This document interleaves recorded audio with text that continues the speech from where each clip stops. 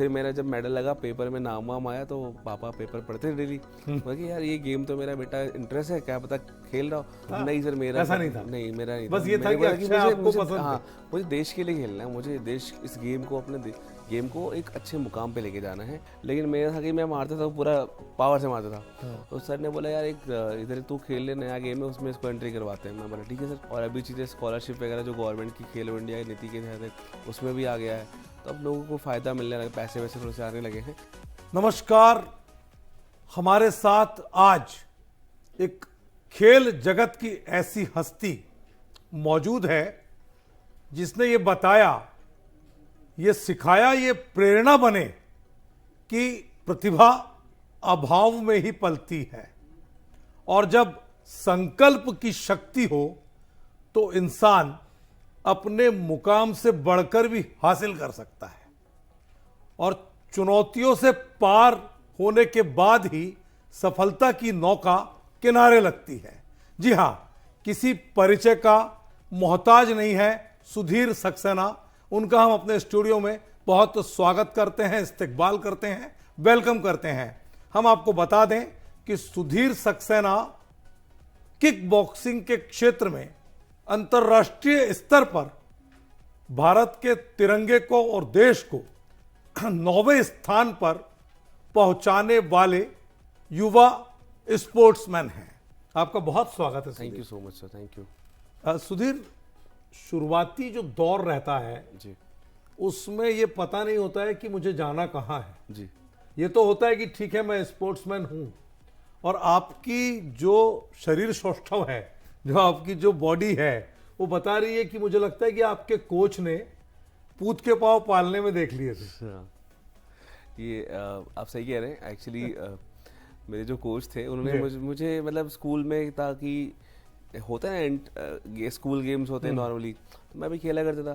तो मेरे एक जो नॉर्मल कोच होते हैं स्कूल में, स्पोर्ट टीचर, वो बोलते हैं कि यार इनको ले आ, इसको ले आ, ये गांव का है, ये ऐसा है वैसे। तो फिर वो मुझे स्पोर्ट्स खिलाना शुरू कर दिए और फिर मुझे चूँकि इंटरेस्ट था ये मार्शल आर्ट का, और मैं अक्षय कुमार का बहुत बड़ा फैन रहे, तो इसलिए भाई अपना ये मार्शल आर्ट में सेल्फ डिफेंस सीखने के चक्कर में आए थे और करियर बना लिया इसमें। तो क्या आपको ऐसा लग रहा था कि मैं कभी डुप्लीकेट करूंगा, जैसे अमिताभ बच्चन की फाइटिंग के अपने मास्टर्स हैं, ऐसे ही बड़े बड़े हीरोज जो हैं जब वो सीन करते हैं शूटिंग पर, तो उनको ऐसा रहता है कि उनका अपना एक कोई ना कोई एक डुप्लीकेट होता है जो करता है और बाद में फिर उसको मिक्सिंग करके, तो इस तरह से कुछ सोचा था कभी जहन में था? नहीं सर, मेरा ऐसा नहीं था। नहीं, मेरा नहीं बस था। ये था कि अक्षय आपको पसंद है। हाँ, मुझे देश के लिए खेलना है, मुझे देश इस गेम को गेम को एक अच्छे मुकाम पे लेके जाना है और एक आइडल बनना है लोगों के लिए।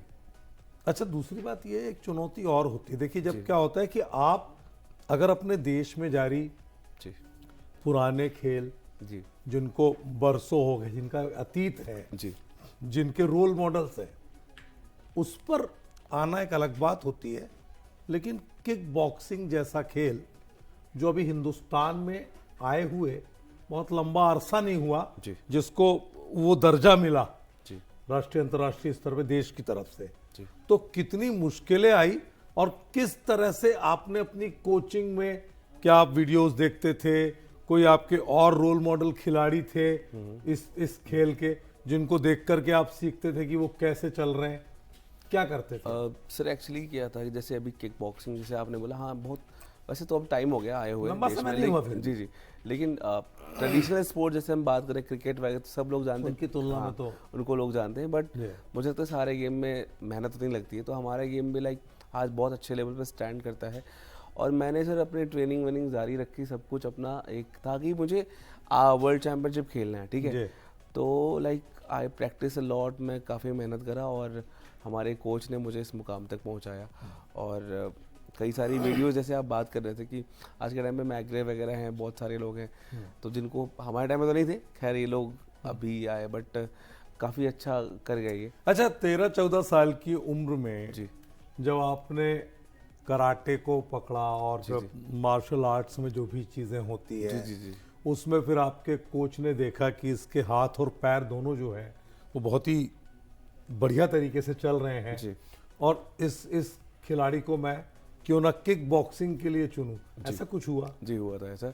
हम लोग गए थे नेपाल में मैच खेलने, इंटरनेशनल कराटे का टूर्नामेंट था, तो वहाँ पे किक बॉक्सिंग भी वहीं से एक बार मैच हो रहा था। तो मैं एक्चुअली कराटे में पहले एक रूल आया था कि आपको थ्रस्ट मारना है, मतलब थ्रस्ट नहीं मारना है, उसको रिवर्स करना था कि चोट ना लगे। लेकिन मेरा था कि मैं मारता था पूरा पावर से मारता था। तो सर ने बोला यार एक इधर तू खेल ले, नया गेम है, उसमें इसको एंट्री करवाते हैं। मैं बोला ठीक है सर, और मुझे उन्होंने करवाया और फिर मैं वहाँ मेडल पूरा पावर के साथ खेला और मेरा मेडल लग गया। मतलब इसमें स्ट्रेंथ बहुत मायने रखती जी, है। स्ट्रेंथ और टेक्निक, स्टेमिना, जी तीनों चीजें जी। लेकिन सबसे बड़ा रोल क्या प्ले करता है? सर मुझे लगता है सर प्रैक्टिस, सब स्ट्रेंथ, मुझे तीनों बहुत जरूरी है सर। अच्छा, तीनों जरूरी। हाँ सर, डाइट नहीं, भी उसका बहुत एक प्रोपोर्शन है कि टेक्निक से, क्योंकि कई बार ऐसा बोलते हैं ना कि पहलवान जो है वो अपने दांव से पटकनी देता है सर। ऐसे ही अगर हम किक बॉक्सिंग की बात करें तो एक किक बॉक्सर अपने दांव पेंच से पटकनी देता है या अपनी जो शारीरिक ताकत है, पावर है, नहीं सर, उससे देता है? ताकत के साथ सर टेक्निक भी बहुत दोनों जरूरी चीज है है, जी, तालमेल। हाँ सर, क्योंकि इसमें क्या होता है, पावर बिल्ड से मतलब नहीं हुआ, स्ट्रेंथ, स्पीड और टेक्निक सर, ओके, ये तीन चीज बहुत जरूरी है इसके लिए, तो इट्स रिक्वायर्ड्स, बहुत जरूरी है सर जी। अच्छा, एक बात और है कि ये बोला जाता है कि हर एक सफल व्यक्ति के पीछे जी एक प्रेरणा होती है, और अगर वो प्रेरणा महिला हो, जी, बेशक वो दोस्त हो, पत्नी हो, जी, माँ हो, तो वो जो शिद्दत से आपको प्रेरित करती है और आपके कदम से कदम मिला के साथ चलती है, तो आप अलग निखरते हैं। कितना इत्तेफाक रखते हैं आप? नहीं, मैं इस बात को एकदम सही कहता हूँ, सही मानता हूँ कि जैसे मेरे पेरेंट्स ने, माँ बाप ने तो बहुत करा है मेरे लिए, बचपन से सपोर्ट करा, वो चूँकि पेरेंट्स, सब पेरेंट्स करते ही हैं। हाँ, और मतलब मेरी लाइफ में मेरी वाइफ का बहुत रोल रहा है, जैसे नॉर्मली होती है, आज मैं मेरे डाइट से लेके सब कुछ वो देखती हैं, क्या चाहिए, क्या है, क्या नहीं है, मेरे को घर में क्या है कुछ नहीं पता होता कि क्या सामान है, क्या नहीं है, या क्या करना है, तो मुझे कोई टेंशन नहीं देती। और एक बार मेरा गेम छूट गया था बीच में, फिर मुझे कम बैक करवाने वाली भी वही है। उसके बाद मैंने एशियन गेम्स खेला, एशियन मेडल लाए, वर्ल्ड चैंपियनशिप 2 बार खेला मैंने, और जो भी चीज़ें होती वो सब करती हैं। और अच्छा, एक बात और है कि जैसे गवर्नमेंट ऑफ इंडिया है, साई है, तमाम तरह के प्राधिकरण हैं, अथॉरिटीज़ हैं, उसमें हम ये देखते हैं कि कुछ गेम्स के साथ में बजट जो है जी, वो छप्पर फाड़ होता है, राइट, और कुछ गेम्स जो हैं वो हाशिए पर हैं, मार्जिन पर हैं, और ऐसा लगता है कि उनके साथ सौतेला व्यवहार हो रहा है। तो किक बॉक्सिंग को किस दायरे में रखना चाहिए? अभी तो सर हमारा क्या है, रिसेंटली अभी जो गेम है 3 साल पहले मिनिस्ट्री ऑफ यूथ अफेयर से रिकॉग्नाइज हुआ है सर, बिल्कुल, मतलब ओलंपिक और कह लीजिए भारत सरकार की गेम में आया हुआ है सर। जी। अगर ये पहले आ गया होता तो चीज़ें आज बहुत डिफरेंट होती, बट ठीक है सर, अभी आया है, और अभी चीज़ें स्कॉलरशिप वगैरह जो गवर्नमेंट की खेलो इंडिया की नीति के तहत है उसमें भी आ गया है, तो अब लोगों को फ़ायदा मिलने लगा, पैसे वैसे थोड़े से आने लगे हैं।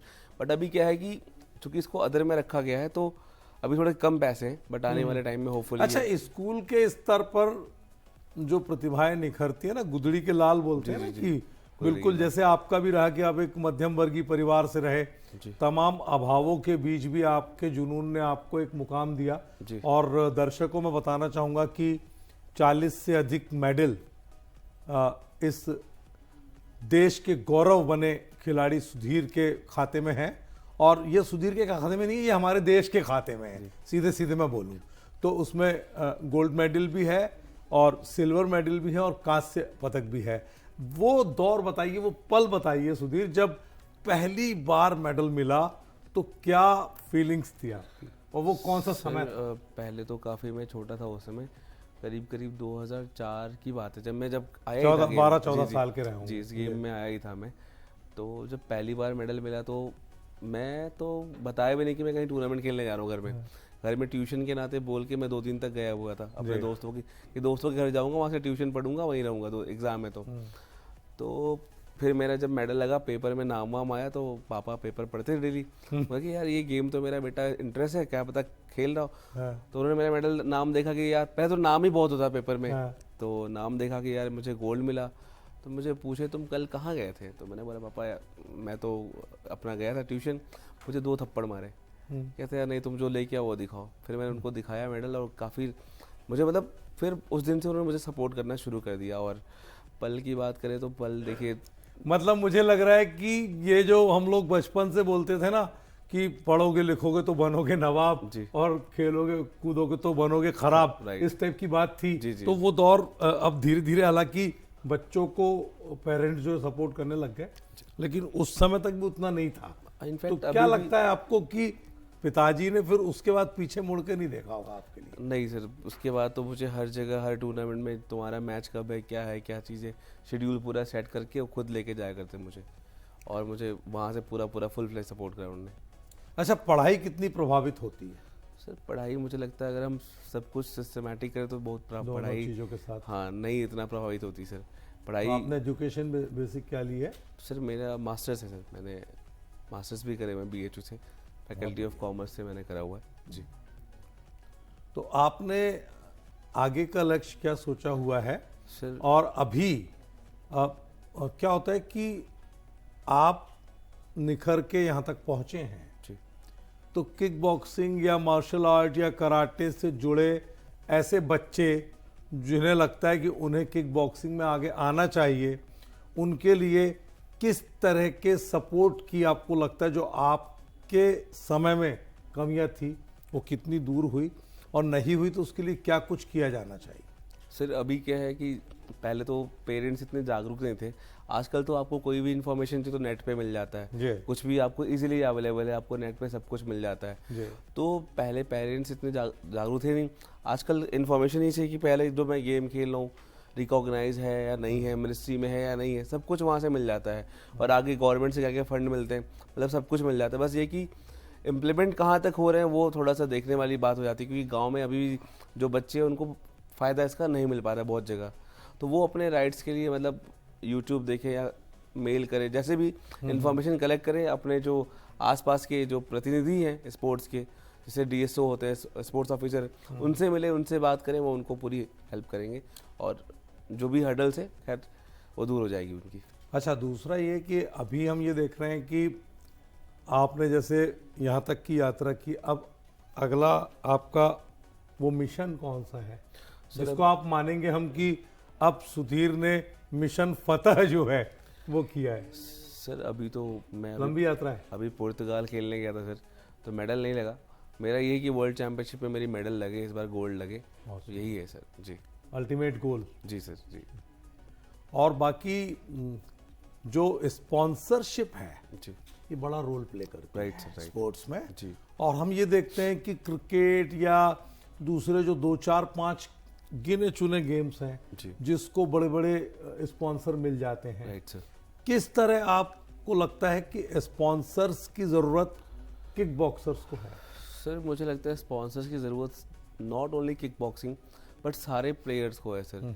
अगर हम बात करें, अगर क्रिकेट को आप देखें तो क्रिकेट में एक बहुत बड़ा पैसा है, ठीक है, डोमेस्टिक क्रिकेट में हर जगह पैसा है, जो कि पहले जो कि कॉर्पोरेट्स जब से आए हैं उसमें तो हो गया पैसा बहुत अच्छा, IPL वगैरह और जी दूसरी जी जी चीजें भी तो आ गई अदर हैं। गेम्स में सर अभी नहीं है नहीं, लेकिन कबड्डी का भी जैसे इन्होंने लीग चालू किया, जी जी। तो किस तरह आपको लगता है कि ये ऐसे स्पॉन्सर मिलना चाहिए ना जो किक बॉक्सिंग का भी लीग प्ले जो है वो चालू करे? Right sir. सर उससे क्या है कि जो स्पॉन्सर था आपने बोला, जो उन्होंने शुरू करा, उससे फ़ायदा क्या हुआ, जो नॉर्मल टैलेंट है, जो गाँव के टैलेंट है, सबको मौका मिला। आज हम रिंकू सिंह की बात करें क्रिकेट में, तो सबको मौका मिला, गांव का बंदा निकल के निश्चित, तो वही मैं तो बोल रहा हूं कि अपॉर्चुनिटीज क्रिएट हो रही kickboxing में, नहीं। हाँ। तो अगर हमारे गेम में भी अगर ऐसा हो जाए, कल को आने वाले जो स्पॉन्सर्स हैं बच्चों को सपोर्ट करें, सब कोई भी टैलेंट है, तो मुझे लगता है ये जो हर्डल्स है सब जगह दूर जाएगा और हम भी अच्छा कर पाएंगे।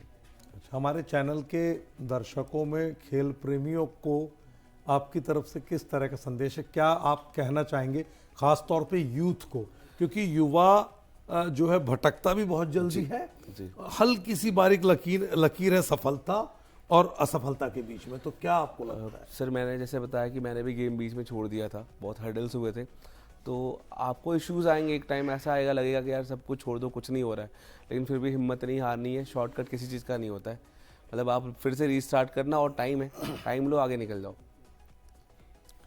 तो कुल मिलाकर बात यह है कि जुनून और जीतने की जिद जो है वो किसी भी क्षेत्र के सफल व्यक्ति के पीछे की कहानी का बड़ा हिस्सा होती है, और सुधीर सक्सेना भी उसी कतार के ऐसे युवा हैं जो ये बता रहे हैं देश के युवाओं को कि आपको न तो हिम्मत हारनी है, न पीछे छूटना है, न सफलता का शॉर्टकट देखना है, और असफल होने पर भी तत्काल खड़े होकर रीस्टार्ट कर देना है। राइट।